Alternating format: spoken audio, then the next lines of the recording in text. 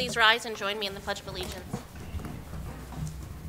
I pledge allegiance to the flag of the United States of America and to the republic for which it stands, one nation, under God, indivisible, with liberty and justice for all. So welcome to Lewiston, the second largest city in the state, but the city with the biggest heart. And do I have a motion from the counselor from Ward 1? I'd make a motion to move to executive session to discuss labor union negotiations regarding the 6 employee unions. All those in favor?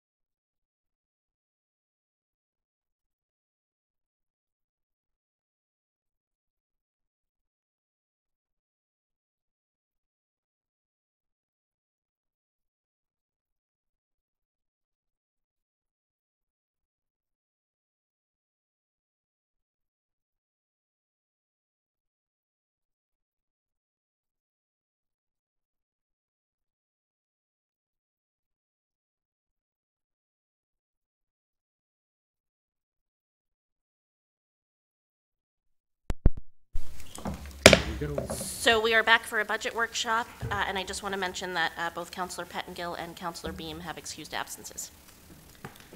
Thank you, Madam Mayor, Council. Just to review a couple housekeeping items, first of all, and for the viewing audience, the city's budget is posted on the city's website at www.lewistonmaine.gov. If you go under the Finance Department, the municipal budget is under Financial Reports. You can view all the detail there based upon what we are discussing at the workshops, as well as there's a hard copy at the City Clerk's office in the Lewiston Public Library.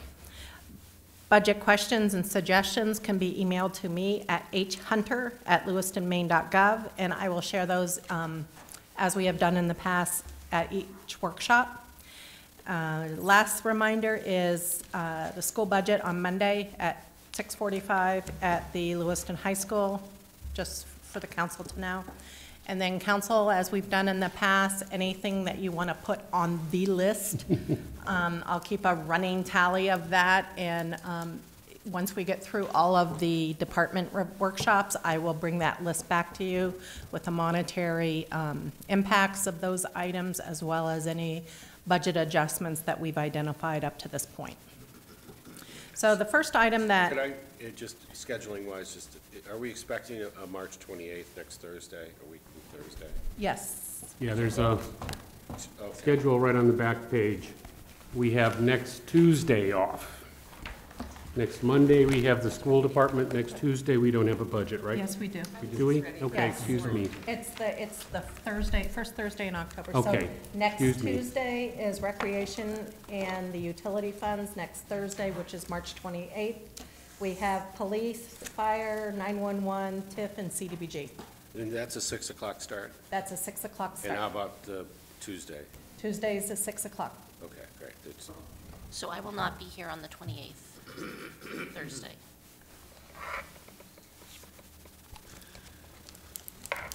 And the finance committee meets at 5:30. You could go guys past open up 6:45. Okay. but that's not on the school committee, That's school committee night. That's school committee. because I think finance committee's not, someone said that was, the 19th was clear, but not the next one. Correct. So we both have finance that's. My understanding is the Finance Committee has delayed their recommendation to April 16th. Yeah, that wasn't clear in emails that were going back and Yes, forth. that's my understanding, is to give you more room to go through the recommendation, that you are going to send the recommendation to council on April 16th. But 6:45 is when the school starts. Correct. We should be out of, typically we're out. If the agenda's short and neat. Yes, I'm hoping that's the Great. game plan. Just Okay, 5 meetings in a week is my joy, you know. yes. That's what M&Ms are for. So, having said that, we'll start with personal services. They begin on page 20. You will see kind of where the number of the employee personnel count has changed since 2011. You will notice that there are some increases in this year's general fund total by the two positions the city administrator included in the budget memo. That was part of the council order from last year's budget. That's the planning position as well as the assistant fire chief.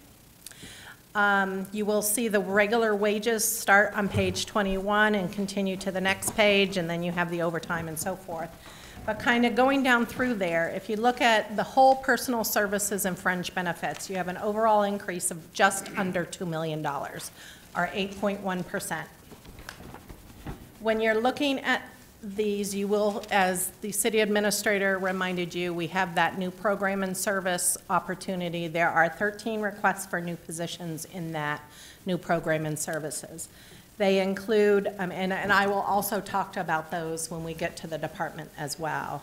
The assistant city clerk, you have a senior accountant, you have 2 police officers, a portion of the 4th school resource officer that was requested, a fire inspector, a highway worker for open spaces, equipment service person, 2 mechanics in the municipal garage, a recreation programmer aide that's going to a full-time capacity are requested to go to a full-time capacity, a library technician, and so forth. So clearly, those positions are out there, and as was mentioned, they're kind of reinstating the positions during that significant layoff that we experienced as a city.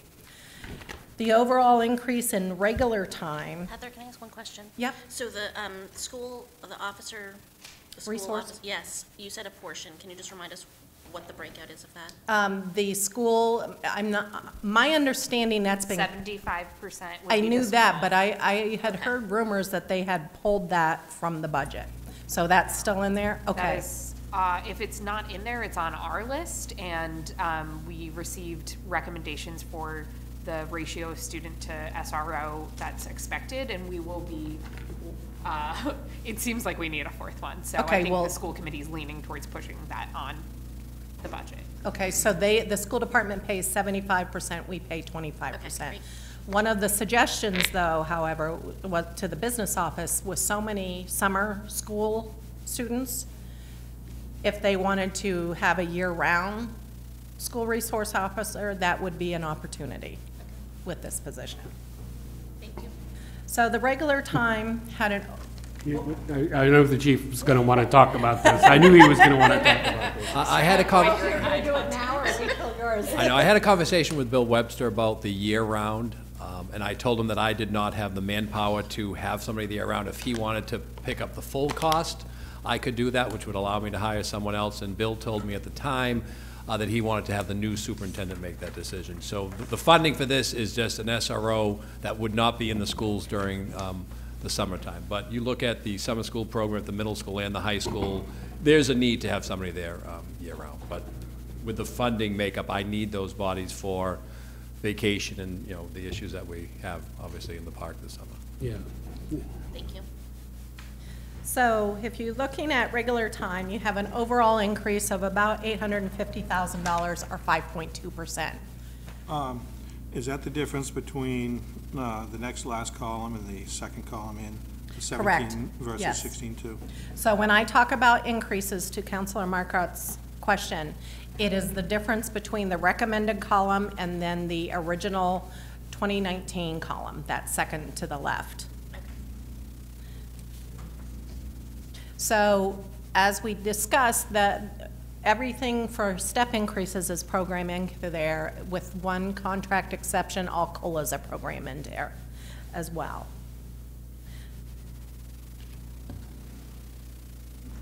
And as you're looking for comparative notes, if you're looking at the current year FY19 to FY19 actual to date, you may see some skewing because the salary reserve allocation that we do does not happen until closer to year end. So that will occur right before we go into the audit season. When we're looking at overtime, we have an overall increase in overtime of $378,000, or just under 29%. Additional replacement hours and demand has produced an increase, particularly in the police department, of $241,000 and $117,000 in fire. You will notice an increase in the elections. That's because of the on-again, off-again year, and this is the year that we have the dual elections. You look at Public Works and all of their overtime with their cross-charging between winter ops and highway and parks and so forth. They have an overall combined increase of $13,600. And we have winter ops, as you might recall, has the, or you might figure has the largest impact at $17,000. Unfortunately, it seems like all of our storms lately have been falling on the weekend, particularly on Sundays. And holidays. So, temporary wages, which is our fall on page 23, we have an overall increase here of $33,000, or about 14%. Of the $33,000, the elections, because of that dual election year, makes up $14,000 of that amount. And then we also have some increases in open spaces and tree work of about 24,000. Both of those are reduced by an increase in the credit for patrol detail when they perform outside services, about $18,000. So we get that money back. As a reminder, when we're looking at temporary wages, and we've talked about the rec and the aquatics program for a number of years now, for FY19, it was the first year that general fund subsidized a portion of the aquatic temporary wages of about $7,500. This budget before you includes another $7,500 towards that subsidy for this year as well. Which line is that?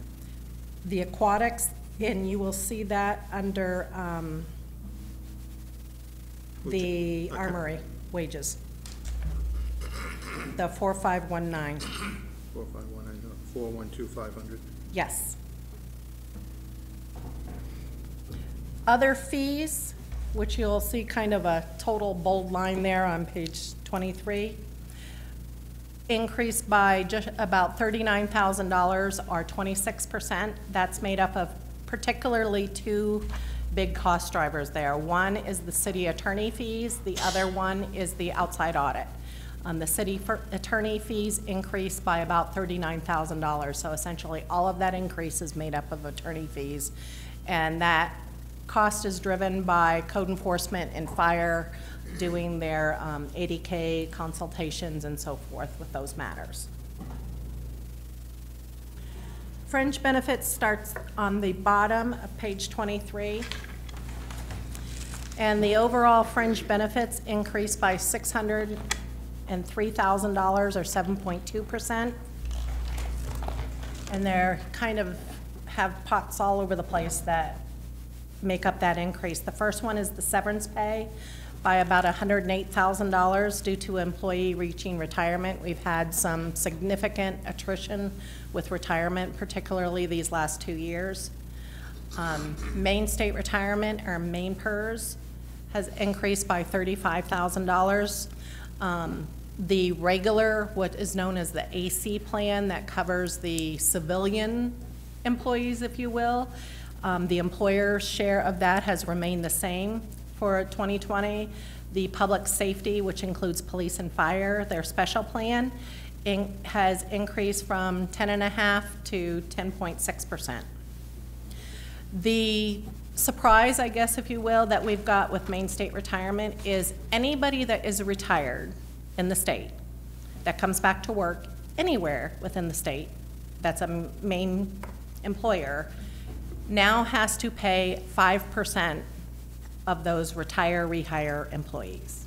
So if I were to leave here and go work somewhere else, and they were a Maine State Retirement employer, what? Please don't. Oh. They would pay the 5% on me. That includes whether we hire them away from Who's the they?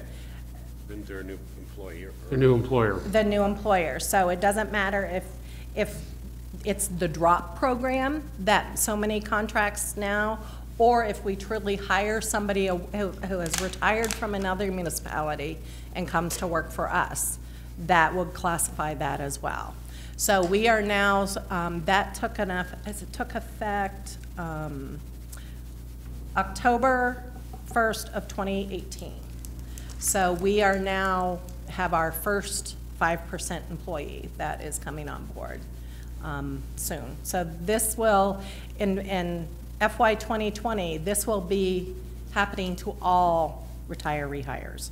So anybody that was hired before that magical October date, it will kick in at that point in time. So it is something that we're going to need to think about. So wouldn't that work as a disincentive to hire that person? I mean, I guess legally it You want to, shouldn't, but I mean, in wouldn't that be theory, the you want to unintended hire the consequence? best person for the position. So I would not think that that would be your first question that you would ask a potential candidate. Right, but I just feel like that seems like an unintended consequence of that policy, right? Remember, if you hire somebody who wasn't qualified for that 5%. They'd be They would qualified be- for the 10%. They'd be qualified for the 10% if they were in main purse. They'd be getting full cost. Oh, okay, yes, I get it now. The Okay, I piece wasn't that we're thinking about going, that piece. the Okay. piece that we're going to have to kind of map out is right now Figuring out how to budget that because you don't know who's gonna be. well, not what. so much that, but right now the city either pays for deferred comp, which is dollar for dollar up to 6%, or Main State retirement. So we need to, if we're going to rehire these people at 5%, we need to decide if we're going to still do the deferred comp at 6% as an organization, but we have not gone there yet. Deferred comp in Social Security or FICA has increased by $64,000 and about $20,000 respectively. And that just reflects the general increase in salary adjustments. The retirement health savings account, that's where each bargaining unit, based upon their bargaining unit, can convert either sick or vacation time, or sometimes both, depending on their balance, to retirement costs. This is currently shown as flat funded in the budget because of the timing of the budget. The calculation was done that same week that I had to print. We will be proposing an adjustment to that. Unfortunately, that will be increasing the budget. So I am looking right now for offsets so it'll still be budget neutral. The city pension plan, we have one city pensioner that's still on the plan. She gets a COLA, and with the finance committee just recently, now that all the contracts were at least settled through 2019, we went retroactively back and extended the COLA to her. So there was a $1,000 increase, or a little over $1,000 increase for her retirement plan for that. The health insurance and the health insurance incentive or buyout, I've grouped those together for budget discussion purposes because the impact is the same, or the cost drivers are the same. We are anticipating about a $197,000 health insurance increase, or 5%. That's based upon our current rating. We are looking at a potential 8% health insurance increase effective 1/1/20. And this past January, the 19's increase was 5.98%. With the positive thing about attrition and retiring and hiring some younger employees, a lot of them are still able to be on their families' or their parents' health insurance. So we do get the savings from that until they're 26. The healthcare educator, that's our health program. Hey, I look for savings anywhere I can. The healthcare educator program, we have a slight decrease of $600 because of charging that plan out to the other funds. They have the healthcare educator that manages our health program, and it provides facilities not only for being members of the Y, both at the YY over in Auburn and the Y that's located at Central Maine Medical Center. Boston Mutual has an increase of just shy of $5,900. We have very few active employees that still participate in that program. That essentially is you contribute to life insurance, and then it's a paid-up policy when you retire. Because that program sunset, and it has to have been probably 30 years ago because it was sunsetted when I started. Again, you have very few active, you have mostly retirees that are a paid-up policy.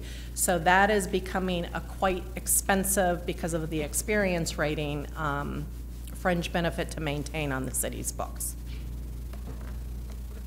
The flexible spending, or most of you may know that as the Section 125 plan, had an increase of about $3,800, and that reflects the decrease of employee forfeitures. Conversely, the health reimbursement arrangement, or the HRA, had a decrease of $53,000. Now that we've kind of gone through one full cycle with all units on it, we're able to better predict what that level of forfeiture is going to be. It's still in a relatively minor infancy for historical data. So this is rather a conservative number. I may be coming back because I have the numbers now for December because of the run-out period. I can better gauge what this forfeiture year will be, and I may be proposing another adjustment coming back for that. You call this HRA. Yes. If it's the same definition as I'm thinking, do you see people that were once subscribed leaving year over year? I'm sorry, say No. that again? This is the account that we set up for employees that they can use to pay their deductible and their co-pays and other medical things which aren't covered. 219. That sounds a little different than what I'm familiar with, but there's a program where I work, and I refuse to sign up for, but other people have. I'm just wondering if people who have signed up figured that it wasn't worth their contribution and have left. There's no employee contribution to this. The employer pays $1,200 for if you have a single plan, or $2,400 if you have employee, child, or the family plan. Where employees have a choice is on the flexible spending account. Okay. The city provides $200 per employee, and then the employees can make a contribution out of For the their most own payroll up to, 6,000? is it 6,000? Yes. And so that account, in both of these accounts, if they don't use it, it all falls back to the city. So people try to balance or estimate what they're going to actually use for that. From the employee point of view, it's untaxed money as it comes out before taxes. That sounds more like what I'm talking Right. about. Typically. They've managed to make up all of these things that nobody can keep straight in their head anymore, and that confuse us all endlessly.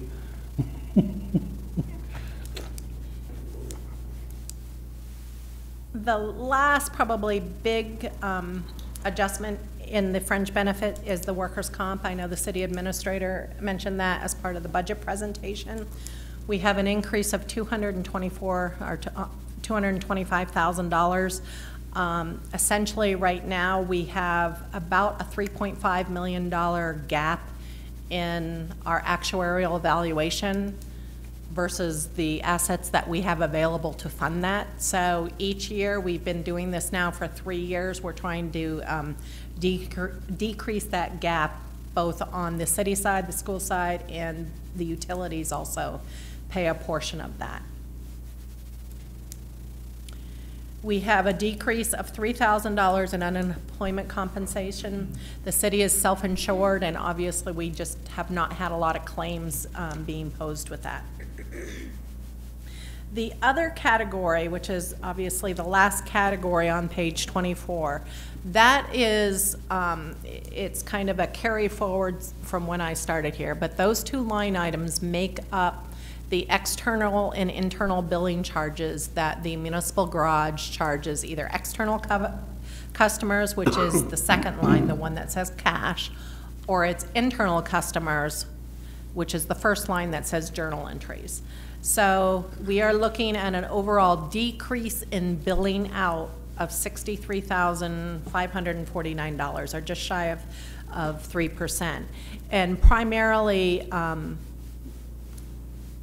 if you look at the journal entry side of things, that doesn't have a budgetary impact when you look at the budgetary as a whole, because it's all in the general fund, whether it's charged to highways or snow operations. If we decrease those budgets, we'll decrease this rental here. So it's a budget neutral item. The piece that has an impact on the budget is that second line item, the cash. And clearly, right now, the numbers are just not showing a lot of external billing at this time. You want to explain who it is that we externally bill to? Sure. It's the transit, it's the sheriff's department. Who else am I, well, the utilities are included in there because that's an external. Yep. And LAPCA, and maybe Auburn Water we do a little bit. Housing Authority? A little bit. Maybe in there a little bit? Yeah. But those are, the sheriff is probably the biggest customer that we have. Mike? Oh, I'm sorry. Maybe I misheard something, but, so this is wages? This is billing for services. If I were to redo this all over again in one of these, maybe right before I retire, I would do this right. This should have been a revenue, because you're billing other departments for that service, and you're billing other agencies for the mechanic service. It's like the FBO operation at the airport. So this is not wages and fringe benefits? Not in this piece of it. I'd be interested in a calculation on the total line with that excluded, Yep, because evidently it probably reduces that clearly. number to the 8.1%. Yes, clearly. And looking at the 8.1% or even something higher, this is exactly why I didn't support the negotiated contracts last year, because when we build into a budget increases that go north of our growth factors, like the GNPI, PD, or DP, whichever way it goes there, this is what happens. We're handcuffed by this particular budgetary group, which without much ability to maneuver. I can send Putting that more out. impact on all of the other budget items where we do have the ability, but it's more painful. Any other questions on fringe or personal services? So if you turn to page 35, is the detail listing of all of the capital in one time, either repairs or purchases or so forth, that meet the fund balance criteria. And as a reminder, none of the items on the list are impacting the tax rate. They're only impacting fund balance and our ability to use fund balance. So you will notice the total is $2,643,725. That takes our fund balance from 12.94% down to 10.86%. The council in the past has used that 10% as a threshold for that kind of sweet spot that they want to stay at. That gives us just shy of $1.1 million to use. Can I say something else first? Okay. So the LCIP is on the next page, on page 37. It's the beginning of kind of where our suggestions are of how to fund the LCIP, recognizing it's significantly over the 87% limit. We have allocated another $200,000 there from fund balance, because those items really are not capital items. They have some strings attached to them from a bond standpoint that I would feel more comfortable to use fund balance from those items. That would bring the fund balance down to 10.71%. So at that point, you're looking at just shy of $900,000 left of the fund balance to get to that 10% sweet spot. Councilor Marcotte, thank you. I'm sorry. Oh, something new first. So on page 37. Yep. I'm not sure if I'm looking at this right, but can I look at pages 35 and 36 and find those items somewhere on that page? No. No. Two distinct funding sources. So items 35 and 36 were requests made within the operating budget by the departments that I have stripped out and said they meet the fund balance criteria, that's where I'm going to fund them from.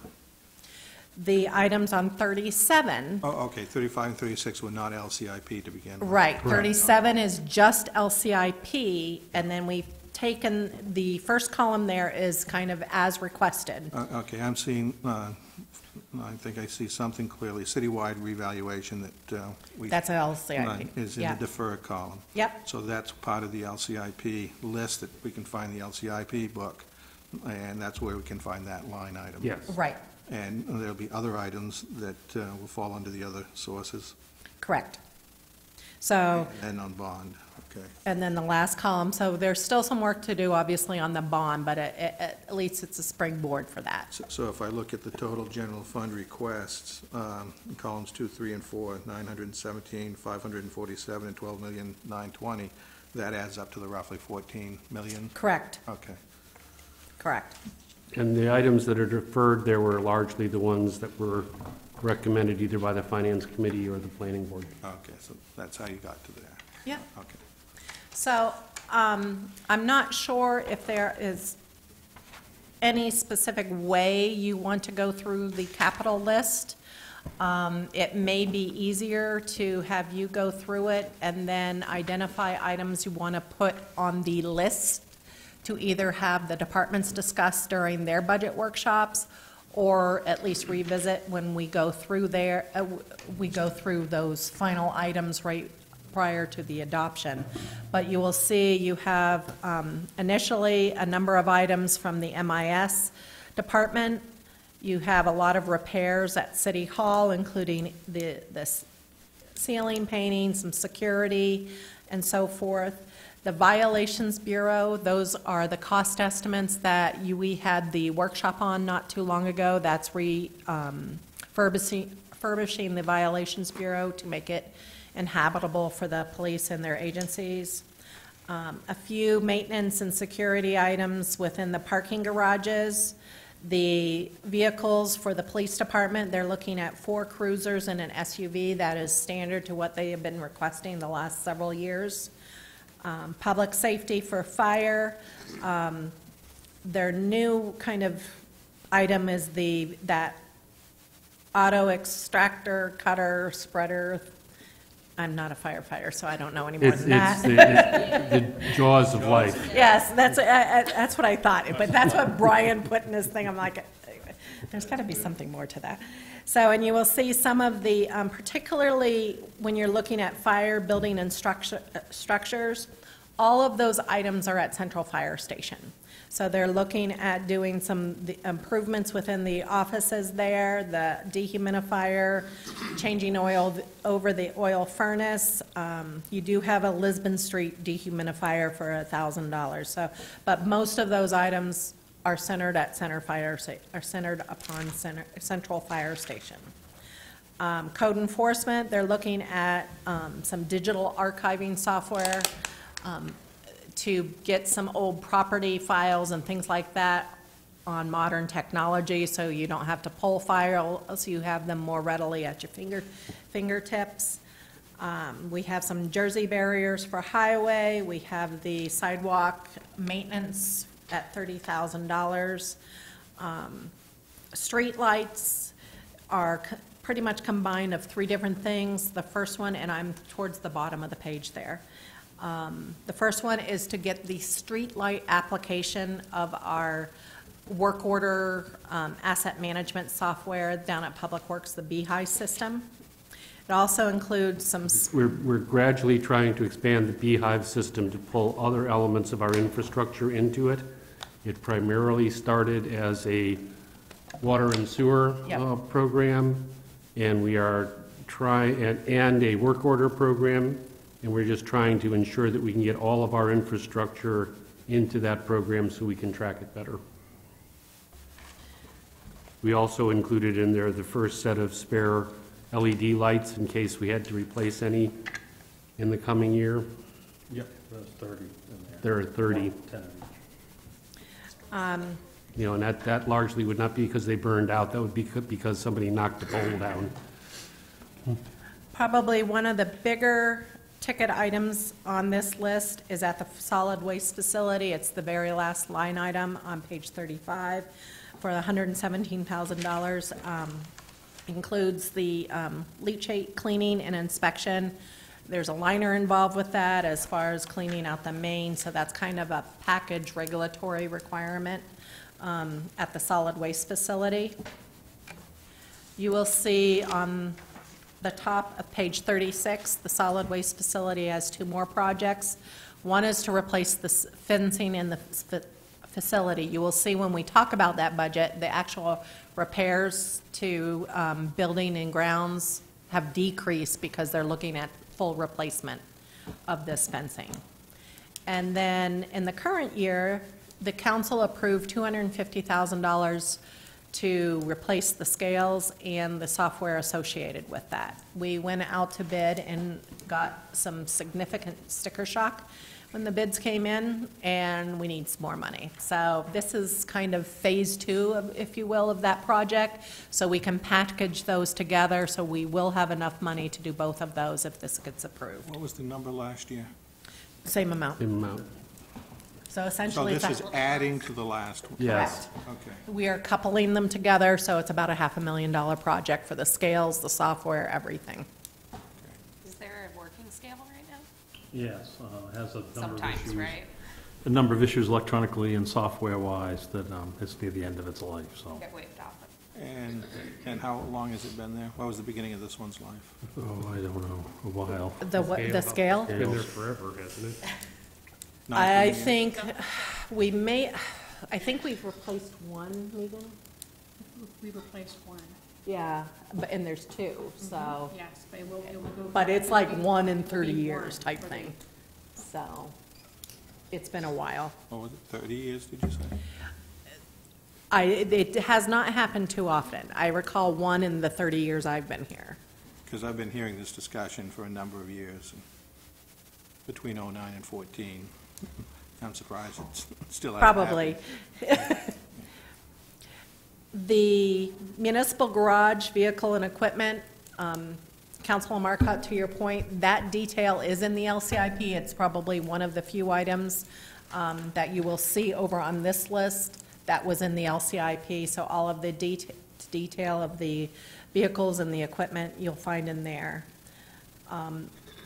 The Armory has several smaller projects that they're looking at. They're looking at some second floor flooring replacement, replacing the water fountain, some plumbing work and bathroom partitions and so forth.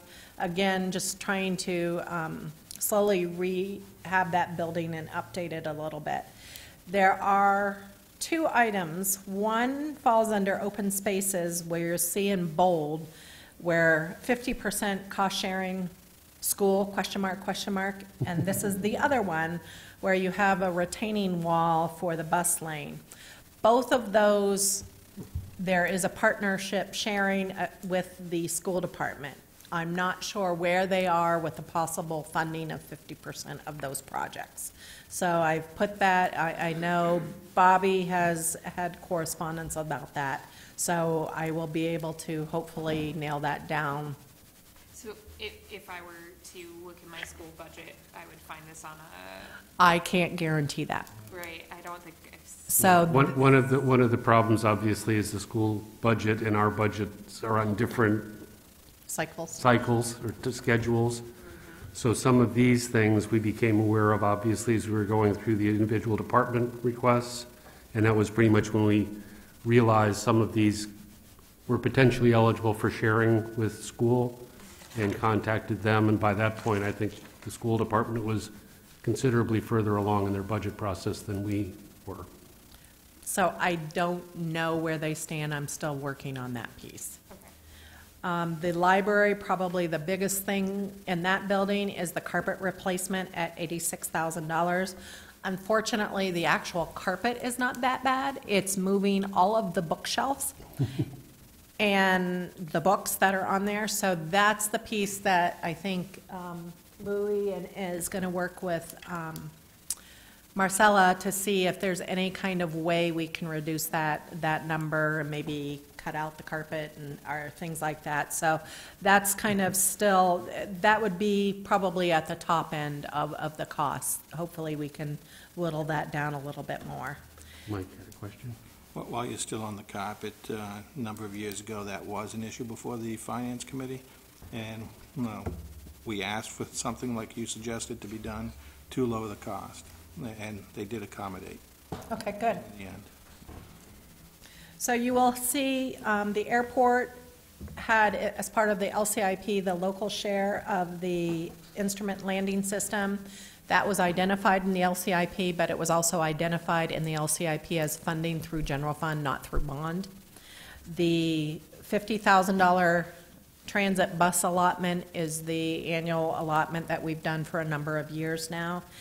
And then the last item, instead of each individual department budgeting for emergency equipment and office replacement, we have this kind of contingency here in miscellaneous for $12,000 that the whole city can tap if need be.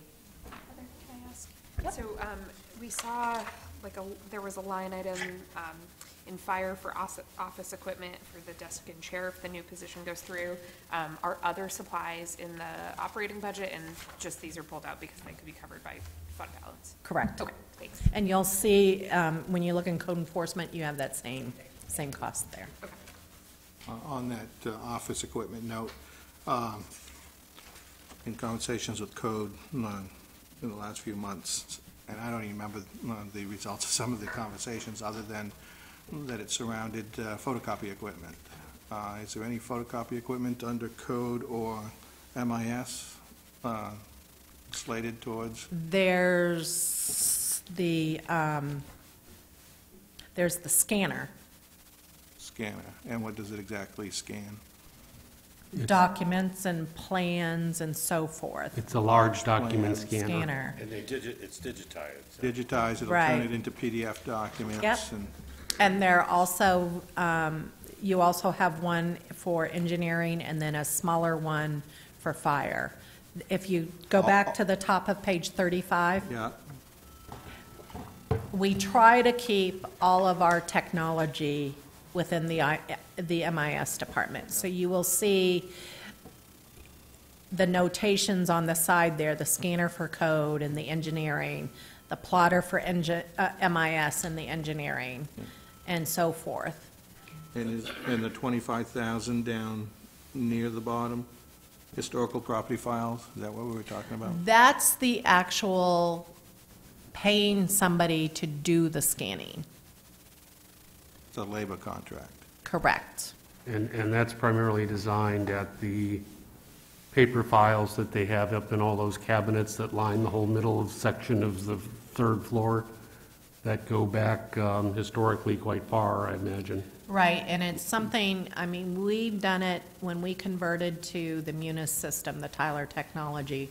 We scan all, like the accounts payable invoices, we're working on the employee files and so forth. That is the technology now that allows you to readily retrieve it, sort it, things like that. They're probably the last department that really has that volume of records that is still highly paper. I don't know how old their photocopying equipment is, but Well, first of all, the photocopier upstairs on the third floor is owned by CDBG, and it's built out. It's not a code enforcement photocopier. because the ability to adequately photocopy, whether black and white or color, because color has come up recently in discussions too. I don't know if they have any availability there. You can pose that question during the CDBG budget, because right now, CDBG owns that copier. They bill the other departments that use it. They incur program income, so they have accumulated program income money. I can make a note to see what's in that balance that may be able to look at. So while Heather's writing her note, one of the things obviously that as we get into the capital discussion later in the budget, all of this stuff ought to be looked at as a package. So if there is something on this list on page 35 and 36 that you pull off, that frees up some assets that can be applied to the LCIP as an example, or can be applied to other requests. There's some above current requests or new program requests in the base budget that involve equipment and things like that that could be funded from those sources. And I'll be definitely looking at items that can be pulled out. I figured you would, Mike. In order to keep our mill rate increase in check. These don't affect the mill rate. These do not affect, the only thing that it would impact on the mill rate is if we use this money to reduce the LCIP, it would impact future debt service. Yeah. Yeah, if we pulled LCIP over to here. Yes. And that was the other comment I was going to make. I know that you stated that the $1,099,000 is now just shy of $900,000. I'd be looking to consume all of that as to reduce the debt service impact. The other thing to be aware of on the LCIP is that it has not yet been adjusted, or it does not yet show the additional amount that's going to be required for the Sabata Street Fire Station.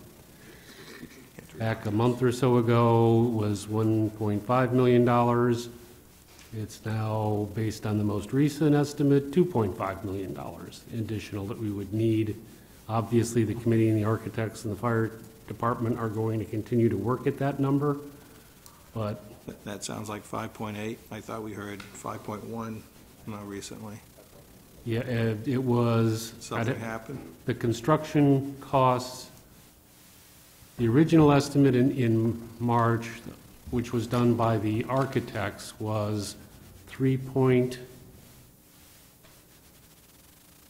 million for the building alone. That cost has now gone up about $1 million, because they hired a detailed company to do a line-by-line estimate. So that's the big difference. So overall, our shortfall went from $1.5 million to $2.5 million. Well, Ed, the original allocation, or suggested allocation, was 3.3. Correct. We stripped $162,000. I was fully expecting that it would come in at about 4.1. So when you say the building came in at 5.1, $1 million over the 3.1 number, that's where I figured we were at. Now we get the surprise of all of these other things. The two things that affected it, the building itself is closer to $4 million. What was not included in the original 3.3 that we were working on were all the soft costs. So it didn't include the land, it didn't include the architects, didn't include, the wetland surveys, all of those kinds of things. But when we heard the presentation recently, I thought we were at a 5.1 number, and now we're at 5.8. I can update this spreadsheet that we sent you. I don't have it. It's sitting on my desk. I know right where it was. So if you want to wait a minute, I'll go pull it. Hey, go back on a question. The school line items in the page 36, sorry. Yes, the two bold items, yes. Is that half the cost? No, that includes That's full fully cost. funding, so those amounts would go down if they were in this school budget.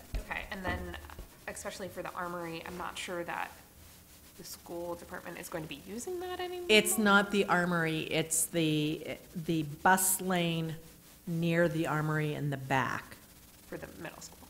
for the middle school. Ha. That's why there has some school implication there. Bus circulation. Yes. Is that where the fence is that's being referred to? You have, Yes, there's fence. Okay. That fence has been bad need of repair for years. That's at the end of the football field. There's a fence there, a slope, and that's where we want to put that wall, because they destroyed the grass there, and it also causes a parking traffic issue. So that's where the retaining wall's going to go. That'd be made of concrete probably, and some sort of brick, stone structure. I'd have to get that information for you. I don't know what that estimate, what the type of material was involved there. We'd want to make sure that it's quality material to last. Louis a while. worked on that. Yeah, the estimate includes a concrete block system, not a residential style block. It's not necessarily pretty, it's more functional. It's not an emergency. Heather, when it says LAP, is that Lewiston Athletic Park? No, it's, LAP, yes. yes, it is. Lewiston Athletic. I have to Next think about to that. the middle school. Yes. Is that what that's called? Yes. For decades. Council, forgive me, I mean, I know you know Dale, the Public Works Director, and you've met Megan Bates before. Louis Turcott is the Buildings Facilities Director now, so I'm not sure you've had the pleasure of meeting him. So, Louis, welcome aboard again, and happy first budgeting with us. Thank you. Looking at dueling movies.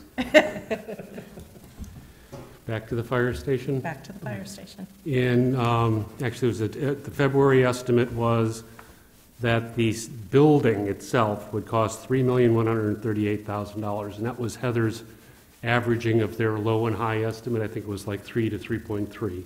Correct. And Heather averaged those to get an average number.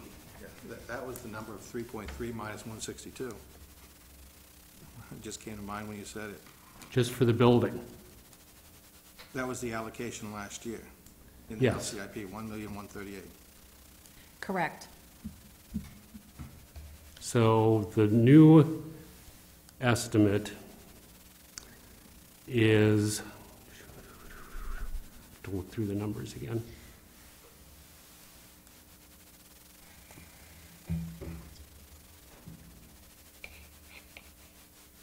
That's not right.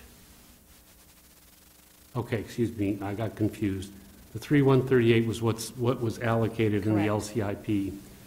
The original budget estimate was, for the total project, was $4,259,000.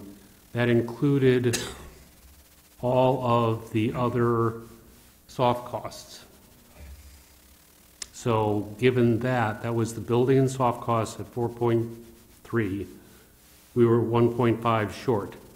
The new estimate adds another $954,000 to that. And I would have to go back and look at the actual details of the last estimate to compare building to building.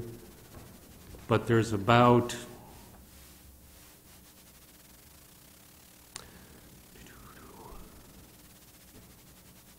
$600,000 in land and architect fees, closer to $700,000, land and architect fees, plus another, I'm going to say maybe $30,000 in other related permitting and stuff like that to date. But I can go back and pull the old details and give you the exact building-to-building estimate.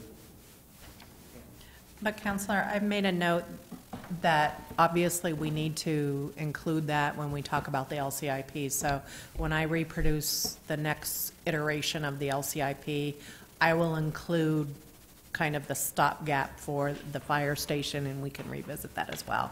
Because you're right, and Ed's right, there's nowhere that that's been really accounted for funding-wise here so far. Yeah, because in the LCIP, the out years, the acquisition costs seem It was to a be different less. station, And it was yeah. a different number than the last one, lower. Yep. And really needs to take into account the higher anticipated cost of the actual build-outs. And we didn't necessarily agree to stick with the same architect for all three stations, did we? That's correct. We have the option to do that. We're not required to. Option, but not required. Okay. So if there are no more questions on personal service, capital, and so forth, we'll move on to the public works. And the first group of accounts that we talk about begins on page 48. It's the general government property, it includes City Hall, the Violations Bureau, and then all of the parking garages. Just as a reminder, the contractual services, when I talk about contractual services, if you look at the second column of numbers, those start with 4 2s. The supplies start with 4 3s. And then the fixed charges like dues and so forth start with 4 4s. So we've already talked about the personal service, so unless there's kind of something really department specific, I probably won't revisit those a lot. So general government parking had an overall increase of $5,800 or 1.5%. We have a new program and service request here for contracting parking garage management. There is a parking meeting on April 1st. Here Yes. at 6 o'clock. Okay, so just as a reminder that between the three of us, we'll get all the details. And the parking study was emailed out to the council today. So clearly, that new program and service has a price tag estimated at this point of $173,000, just to have a placeholder there. The first division is the City Hall division that starts at the top of page 48. We have an overall increase there of $13,000 or 9.1%. It is all in contractual services. They had an increase of $14,500, comprised of increases in the utilities of about $5,400. You will see sporadically utilities increase through various building accounts, primarily as a result of CMP's increase. Some of the smaller accounts could absorb it within their budget. Some of the larger ones, we did have to bump up the utility budget. It includes an additional $2,000 for outside rental. For us, that includes snow shoveling, snow removal, and so forth. This year is the first year, this year 2019, the council approved to have contract services to do snow removal, shoveling around City Hall, the police station, library, and the armory. Correct. Okay. We have an increase in repairs to equipment of about $5,400. We have a sprinkler upgrade that we need to do for code compliance. You will see this in a lot of building divisions as well. We have an increase in emergency repairs of $1,000, and then the condenser repair and MIS for about $1,000 as well. The repairs to building grew by $1,700, and it's primarily as a result of some of the electrical repairs we've been having on the building. The supplies actually decreased by $1,500 here, and that's based upon traditional usage that we've experienced. The Violations Bureau, again, that reflects moving certain 8 police agencies over to the Bureau and rehabbing it and bringing it up to kind of livable space for those officers and so forth. It's time to give that a new name. The Violations Bureau? It may be, but I won't. I'll refer to it as the Violations Bureau right now because it's the piece. That'll be Brian's charge later on. Or maybe the marketing team. Exactly. So with that, you had about a $51,000 increase. All of that is in contractual services. We clearly reduced the utilities in the current year with proposed mothball. So the utilities grew by $12,000 for that. We have another $29,000 for cleaning. $2,000 for outside rental, for snow shoveling and so forth. Repairs to equipment kind of beefs it up a little bit to reflect occupancy, painting and so forth for the repairs to buildings. And that's primarily, again, the painting component. The first parking garage that we'll deal with is Oak Street, and that is on the bottom of page 48. We have an overall increase here of about $7,700 or 17%. And again, the theme for all of these, it's all in contractual services. You will see pretty much in all of the parking garages, they're all the same cost drivers. One is snow removal, which you will see in outside rental, and it is that case here. You will also see some repairs to buildings, and then the emergency call boxes replacement and repairs to equipment. I think everybody, or every garage but one, has to have that call box replacement, and that is a $2,000 repair. I believe Lincoln Street is the one that has 2 of those that we need to repair, so that is a little bit higher in that parking garage. This one has 4. Okay, the way it's written, but it's the call box component. Yep. And then the other thing that you will have budgeted in the repairs to building is the steel painting at Oak Street for $6,000 and some deck membrane repairs for $3,000. The Canal Street or Centralville parking garage has an overall increase of $6,000. Again, the same cost drivers, about $2,600 for snow removal, repairs to equipment, and those call boxes make up the overall increase in the repairs to equipment. And those call boxes are the things when you're stuck and the gate won't come up? Is that what we're talking about? Yes. Okay. Chestnut Street is in the middle of page 49. We have an overall increase here of $22,900. In this particular case, we have outside rental, and again, that's snow removal of $7,500 to plow the top deck more frequently. We have $3,000 in repairs to equipment, and again, that's the call boxes and the actual repairs to the When you gates. say 3,000, 3,000 additional. Correct. Yes. Correct. And then $10,000 in repairs to building to pressure wash that parking garage. We rotate annually which parking garage gets pressure washed, and it's Chestnut Street's turn this year. Southern Gateway has an overall increase of just shy of $7,000. And $6,000 of that includes the outside rental for snow removal of about $4,600. We have added porta potties at Southern Gateway, and the need is obvious. So that added an additional $700. Repairs to equipment is about $1,100. And that, Southern Gateway is the only one that doesn't have the call boxes, but there's been a lot of vandalism and then the gate issues down there, so that's driving that budget. And they had about an $800 increase in the land lease for Franklin Trust. So the, that reflects the minor adjustment to the land lease based upon the CPI index.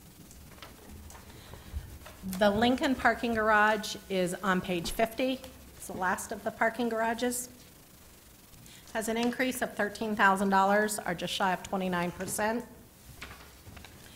Outside rental, again, which is snow removal, represents $9,500 of the $13,000 increase. Again, that's plowing the top deck to greater frequency, as well as the Mill Street portion that we've discovered, I think, last year and this year, that the city had that responsibility to do snow removal on, so we are starting to do that, and now we are budgeting for that. Repairs to equipment grew by $4,100. Again, it's the call boxes at that parking garage as well as the cost incurred. Councilor Marquardt? Are you done? Yeah. Okay. Can you remind us the 4.2, 4.3, and 4.4, what they meant?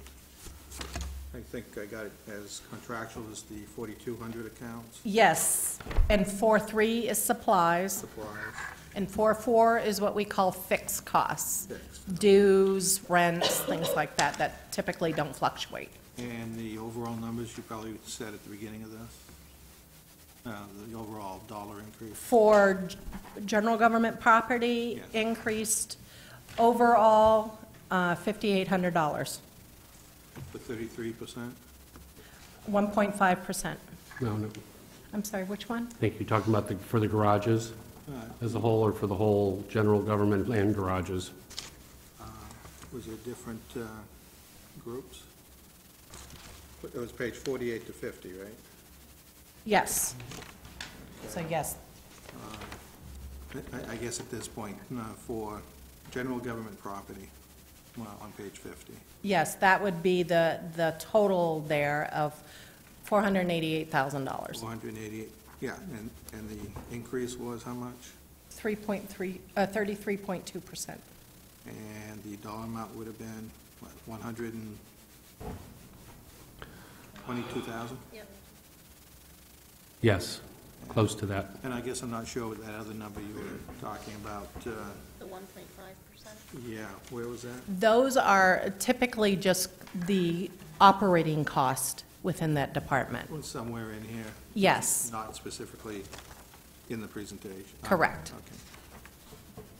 And the 4 or 5 accounts would be? those are capital, and you will pretty much find all of those have zero balances because we pulled those out for fund balance.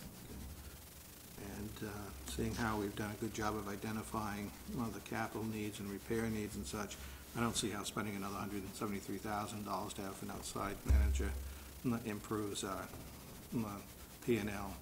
I did request and receive last year's end of fiscal year. Yep, the parking report. It was about $1,000 better than the year before, and I think it was our best number in the last 10 years.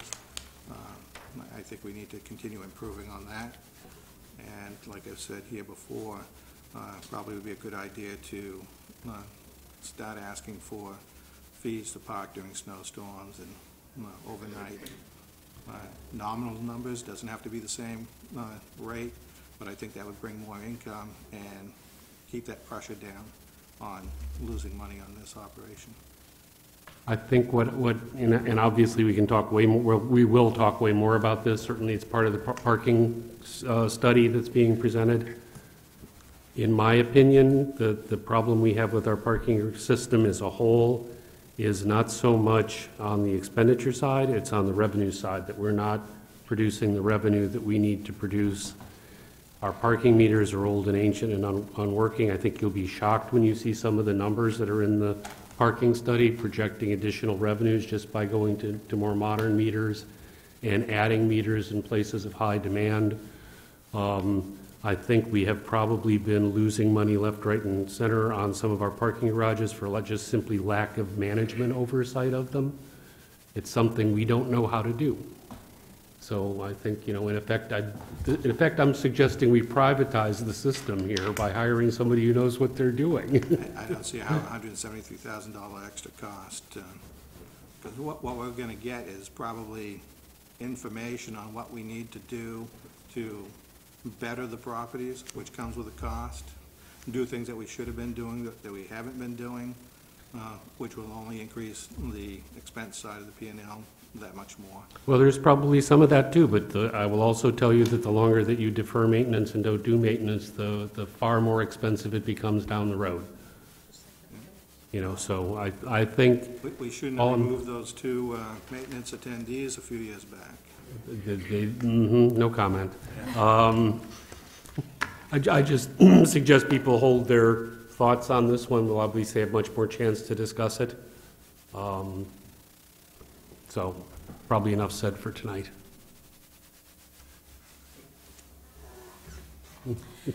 On to Public Works. On that note, page 59.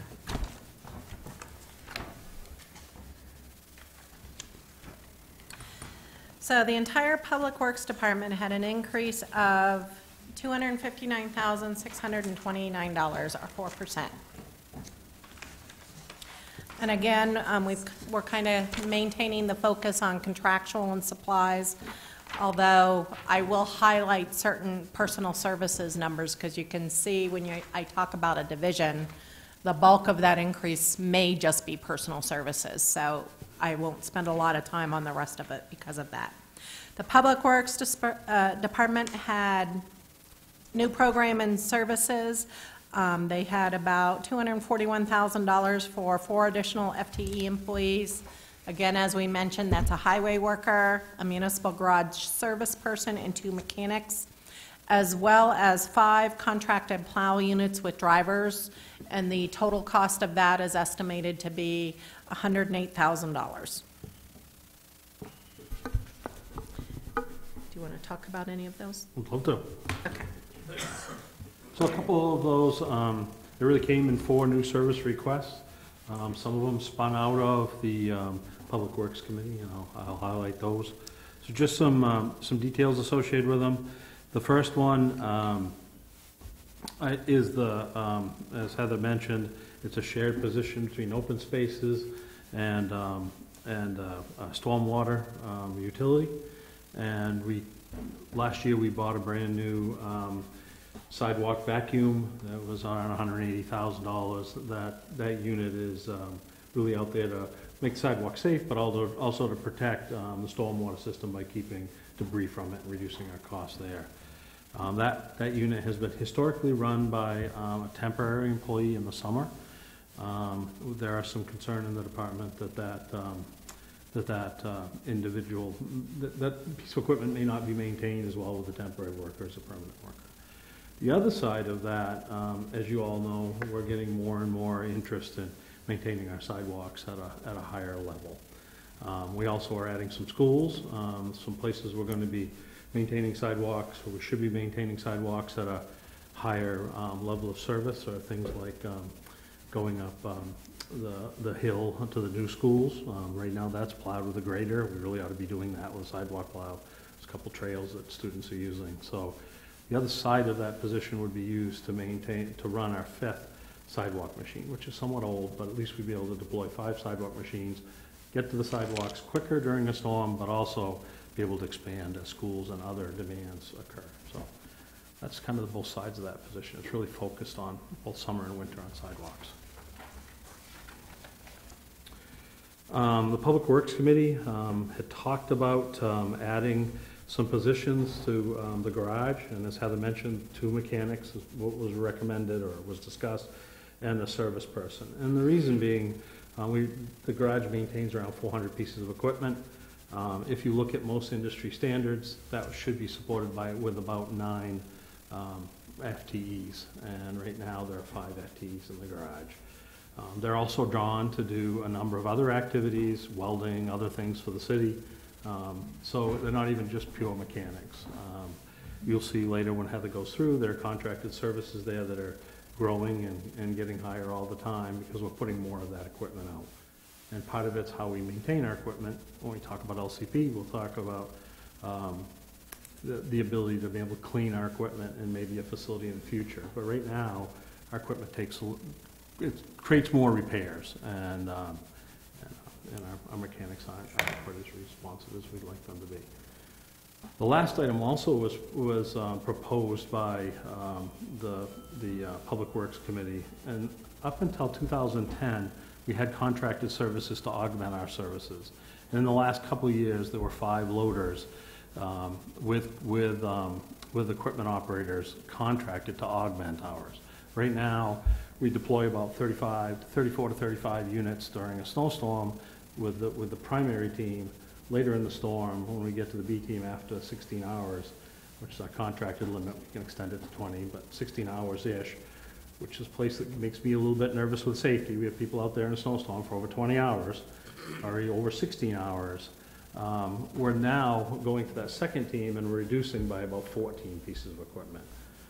One of the things I talked to Ed about when I took the job is really looking at our plow routes and see if we can make that a little more efficient. But you know, we can get some more efficiency out of it, but I don't think we're going to make it 14 units more efficient. So one of the things the Public Works Committee has suggested was maybe add this additional funding to rehire those 5 loaders. And the 5 loaders are very utilitarian. You know, they can get in and out of places. It'll help us clean the downtown and the more congested areas quicker, and then push some of the larger pieces of equipment out into the rural areas and be able to clean up those more quickly. We'll get to more of the residential areas. So those were the thoughts, and like I said, 2 out of the 3 came out of the Public Works. So looking at Public Works Administration, which is the first division on page 59.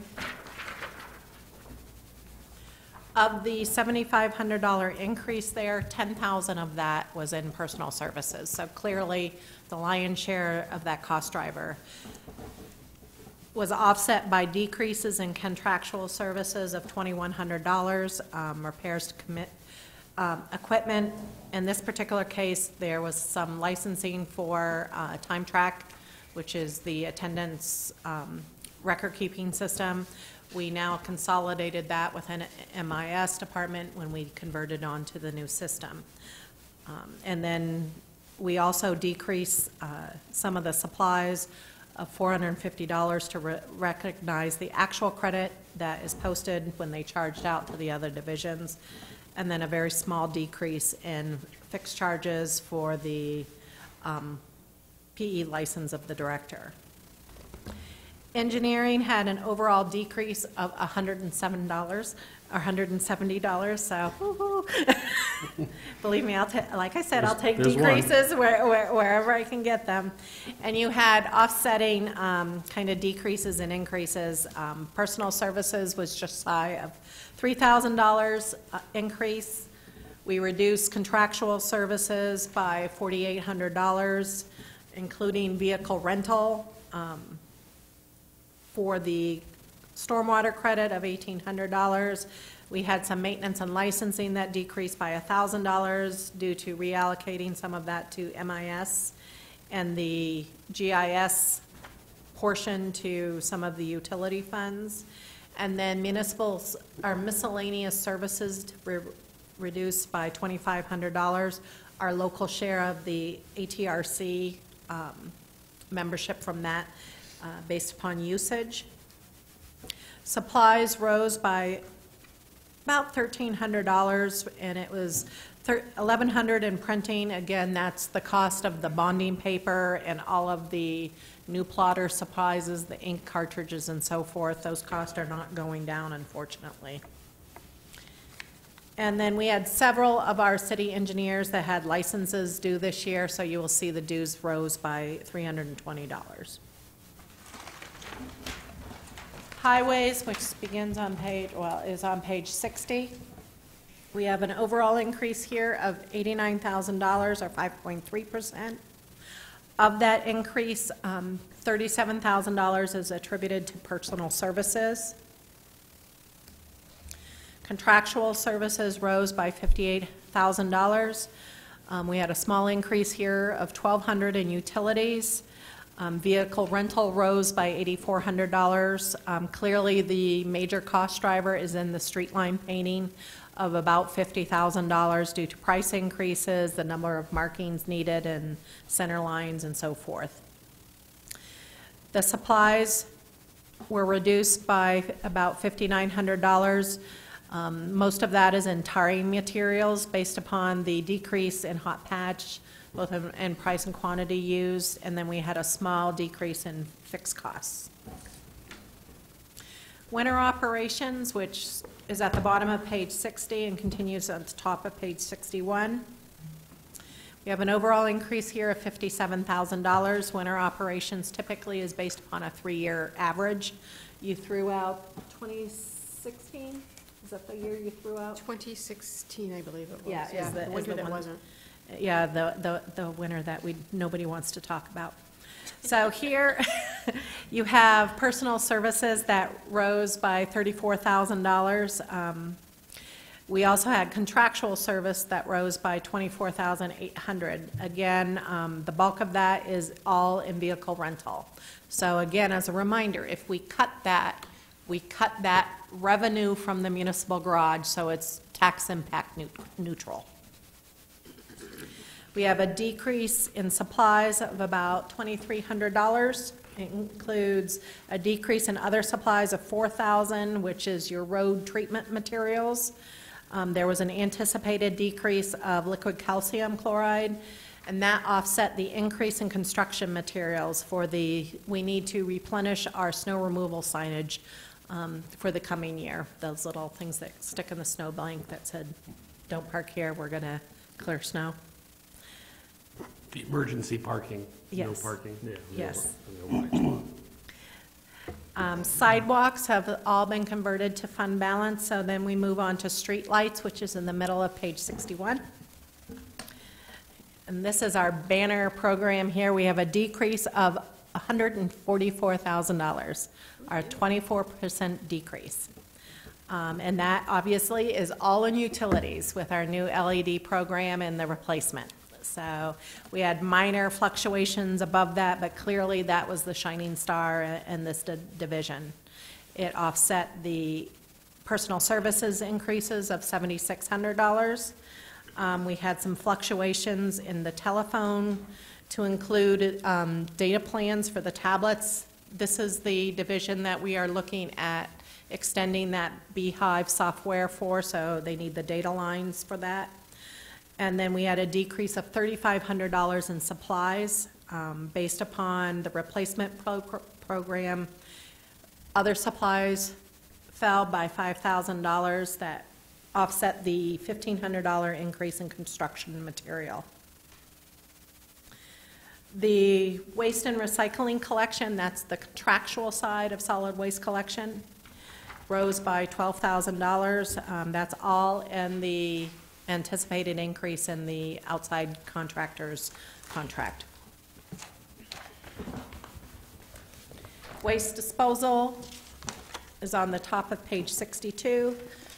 We have an increase here of $28,000, of which $4,200 is in personal services, $24,400 falls in contractual. So we have a small increase in printing of $1,000. We need to replenish our recycling sticker. For the next year, we had a vehicle rental increase of $15,000. Testing services rose by $6,400 from the compliance and the anticipated contract of the consultant that we use. Ash hauling rose by $12,000 due to the unit cost increase. And we had a adjustment to utilities of about $1,800 and repairs to buildings. And then the other component is the regulatory compliance piece of $3,200, the anticipated reduction in the consulting costs because of the work that we're doing in the capital side in the leachate collection area. And then we had some minor fluctuations in supplies and fixed costs based upon usage. Open spaces and tree work. Can I ask a question? Yep. Maybe you guys can't answer it, but we had a kind of disturbing article about sludge spreading that has occurred in the state. And I know we do that. It's not, I just got reminded about waste disposal. But that's really not from us. It's really LAPCA. But where can I get information on that? What would be the best way? We can get you some. Dennis and I are on the LAPCA board. The LAPCA board is watching that. That's a developing. I don't know if you remember 8 or 10 years ago, MTVE became, this is one of those ones that's just beginning to emerge. Governor just appointed a task force to take a look at it statewide. EPA's looking nationwide. So we can get you, we've got a couple articles we can get you, and as stuff develops, we can keep feeding you if you'd like. Do we know if that continues in Lewiston? Sludge We're spreading? still, yes, yes.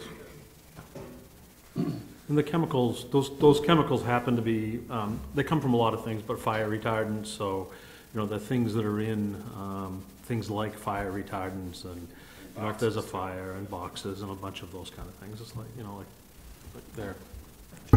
It's an interesting situation because DEP has been beating up on LAPCA to some extent about its efforts to compost sludge, Yeah, which is one of the ways that we used to deal with it. That's been stopped. And of course, land spreading is something that a lot of utilities have done in the state. That's now becoming more of a question. And so you're left with landfilling, which has some pretty significant both hauling and disposal costs associated with it. And limited the repositories, I mean, statewide. Right.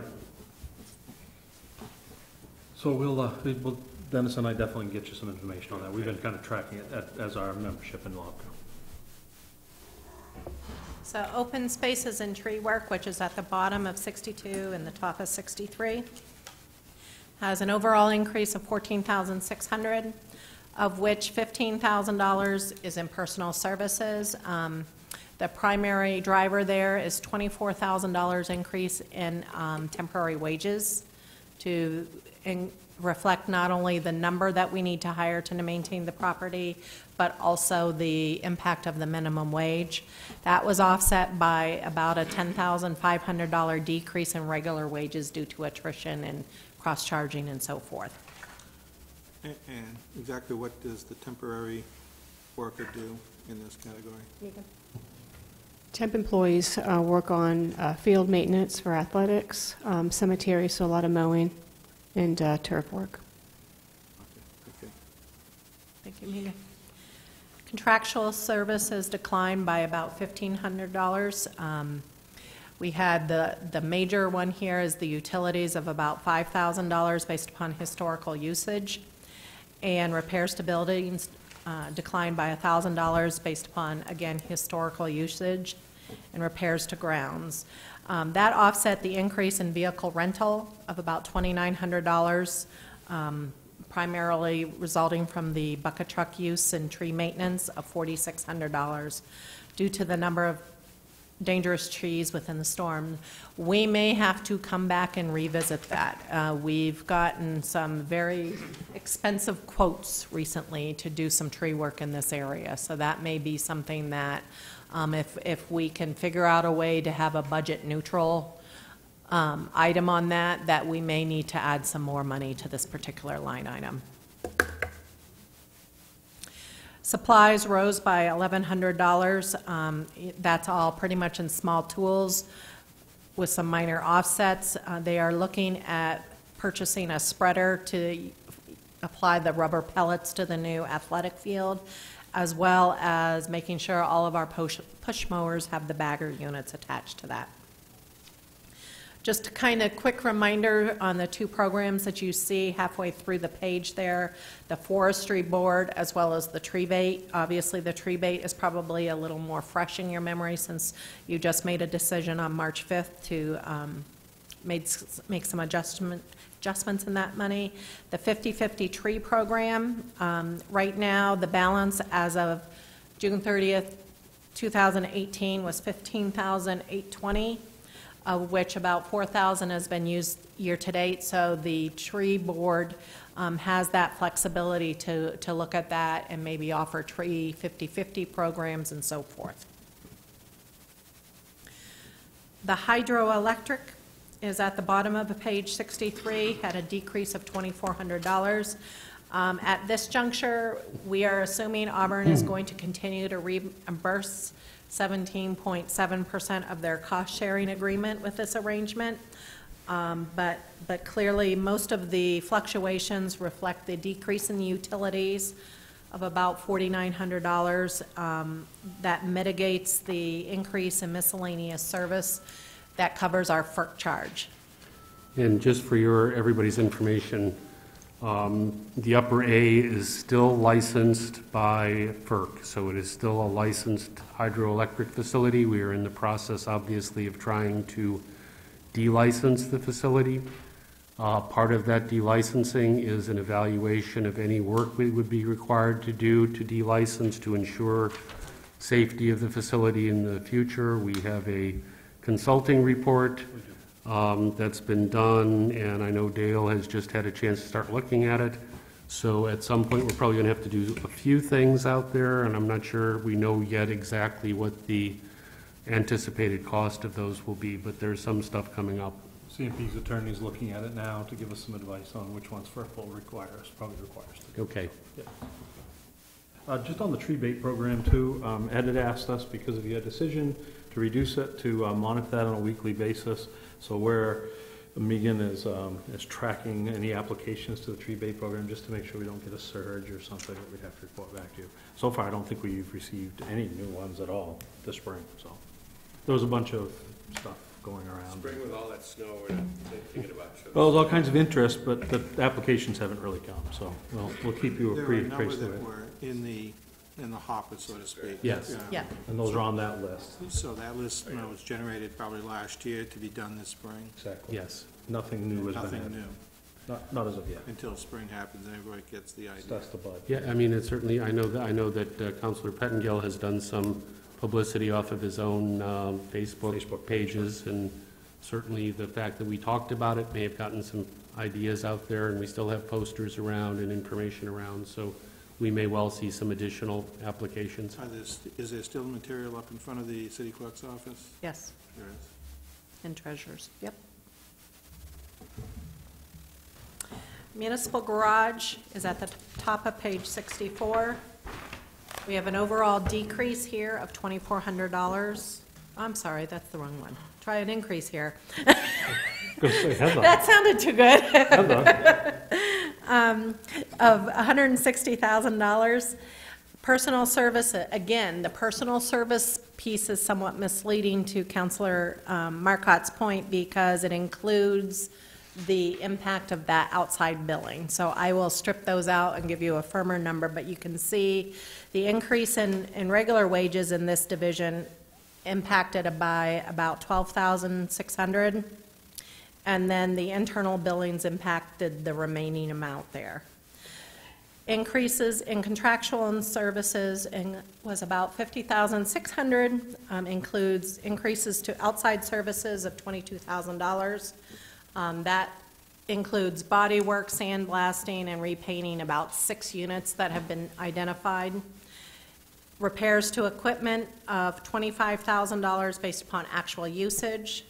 Miscellaneous services rose by $5,000. That's the software for the plasma table, the GPS monitoring fee, and the user fee for the John Deere diagnostic equipment. And we're looking at increasing the training by $500 for that John Deere. We have enough of the John Deere equipment to keep in-house and do the work ourselves. We do have a small reduction of $2,000 in repairs to vehicles to offset those increases. Supplies rose by $39,000. $49,000 of that $39,000 is all in gas. Although I am very pleased to say that our current lock-in rate came in much, much more advantageous than we thought. We were looking at initially, the current lock-in rate was $2 for gas and $2.26 for diesel. The new lock-in rate decreases to $1.70 for gas and $2.16 for diesel. So props to Mr. Alan Ward out there who kept on that until we got a good number. Tires fell by $10,000. We replaced the loader tires this year, and they are extremely expensive. So that reflects that drop in that account. Counselor Marcotte knows all about that. 2 times. Trade The- differential? The Public Works Buildings account, which is on page 65, had an overall increase of just shy of $11,000 or 7.1%. Again, that is all in contractual services. About $2,400 was in utilities. Repairs to buildings rose by $8,500 due to heating and air conditioning maintenance, overall overhead doors for $1,000, and then repairs to the heating and the base system for about $2,500, and then just general repair cost of that facility based upon actual utilization. Which subgroup were we on? You said 7.1, Public Works Buildings. Did we skip over Yeah, public buildings? We skipped over public buildings. Oh, yeah, we did. Oh, yes, we did. Well, I think I You just skipped told over you. one that's got a minus number. I by it. know, I'm I should shocked. I'm not used to the green on my page. So public, it's usually red. So public buildings fell by about $27,000, and that's all in personal services due to And retirement. what, pray tell, is public buildings? Public buildings includes our custodial, building maintenance staff, Louis' crew, and he goes out and serves as our, the keeper of all the buildings. Is that a good description? That's fine. Okay. It's probably the most positive I've heard, right? Change the plate on your door, keeper of all the buildings. I'll do that tomorrow. So the costs for a lot of our buildings are separated out, in what I'll call the operating costs, the utilities, Yeah. the contractual services, all of that. This is the Labor. personnel labor section of, the in-house personnel labor section. So the last division we have left to talk about is the city-owned property. And that rose by $53,550. You have the canal ownership that we are now just starting to budget for and so forth is falling in this division. I'm not sure it's the most appropriate division for it to go in, but that's where we're going to go with it for now until we kind of get some historical data behind that. So all of that increase is found in contractual services. We have additional 5 lines for the telephone that produced about a $2,100 increase. Utilities, due to the various 11 canal CMP accounts, drove the utility cost up by $30,400. We have a small $1,000 charge for public works vehicle rental, and then we've put in $20,000 for general canal maintenance. That's above and beyond funds that we've accumulated and carried forward from prior years.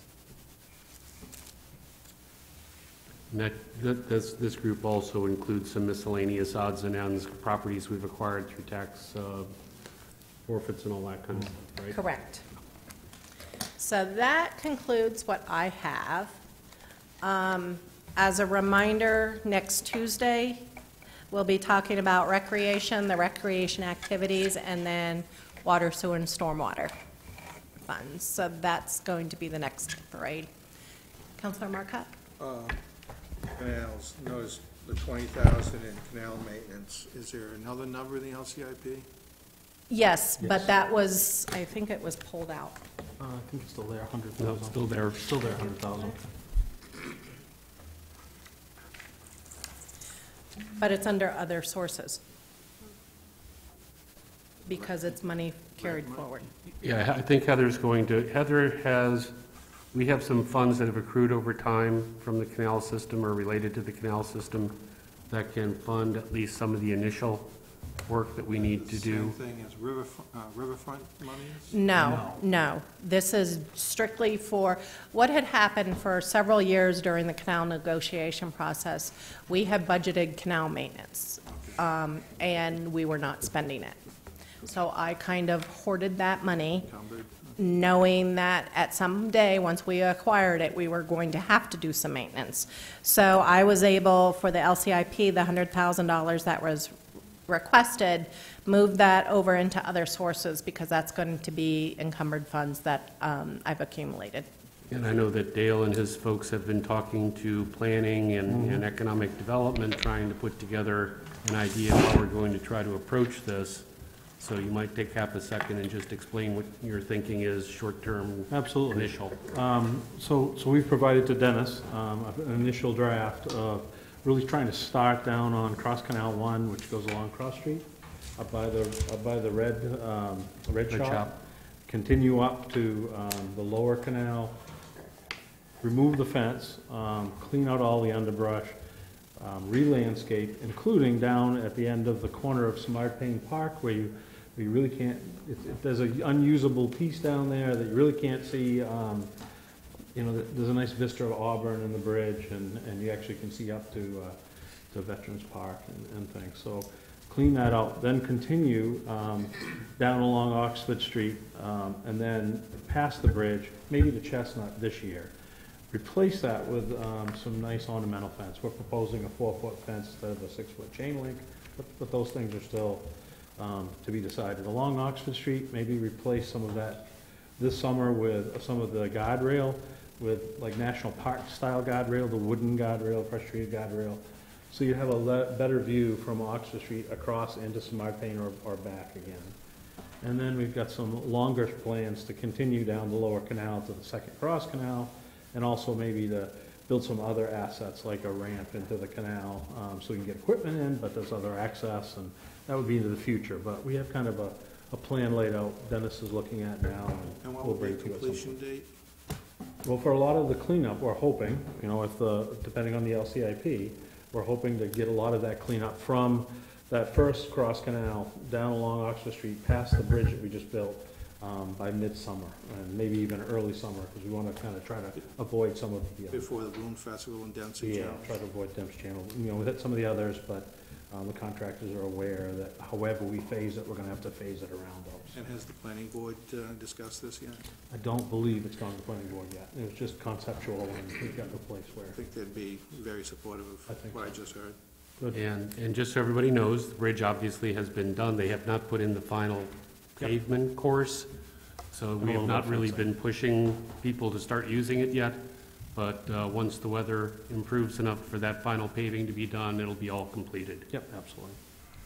When are we going to get our school budget books? They were supposed to be dropped off today, according to the Yeah, I saw Bill yesterday, and he thought he would try to get them here today, but he didn't.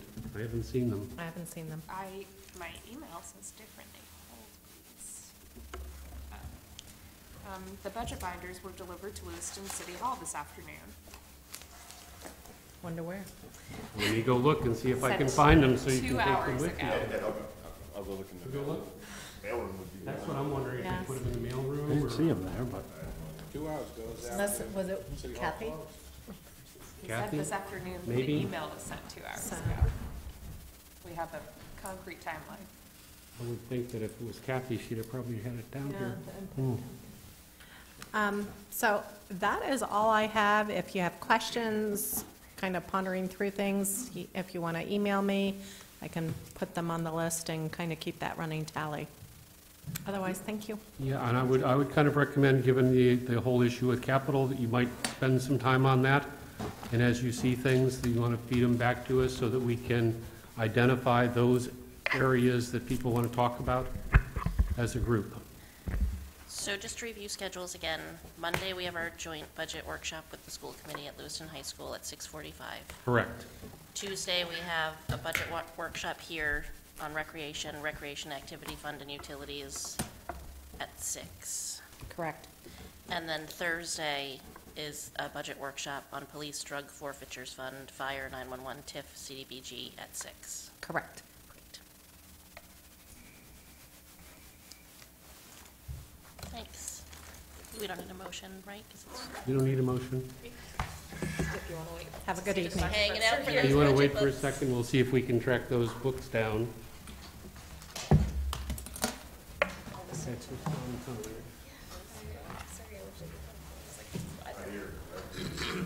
Gonna call Bill? I was thinking clerk's office. Yes, The where only are place those that they damn? dropped it in, but I found that out they wouldn't have come in. I do too. Yeah, if they could Yeah, know you call? where they brought them, that would be, then I could start. Brian, Just got our budget memo. don't leave yet. He was saying that, you know, he's disappointed as we got